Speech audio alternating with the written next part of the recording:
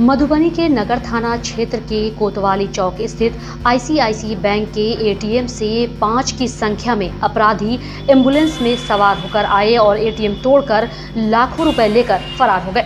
वहीं आपको बता दें कि घटना की सूचना पाते ही नगर थाना इंस्पेक्टर सत्येंद्र कुमार अपने दल बल के साथ घटना स्थल पर पहुंचे।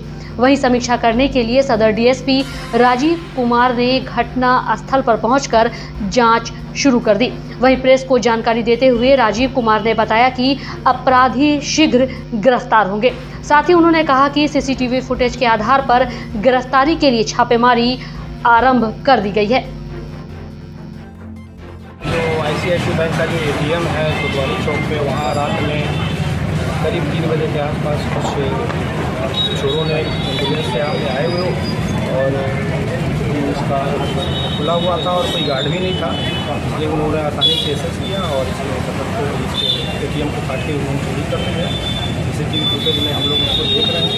फुटेज के अनुसार वो लोग लगभग 3 बजे यहाँ पहुँचे हैं, 4 की संख्या में है। उन्होंने कितने रुपये चोरी होने की? अभी इसके लिए हम लोग बैंक से डिटेल्स ले रहे हैं और डिटेल मिलने के बाद भी आपको मैं स्पष्ट बता पाऊँगा कि उन्होंने चोरी की है। तो सीसीटीवी में नज़र आ रहा है, एक एम्बुलेंस से आए हैं, 4 की संख्या में है और समय वही लगभग 3:45 के आसपास है।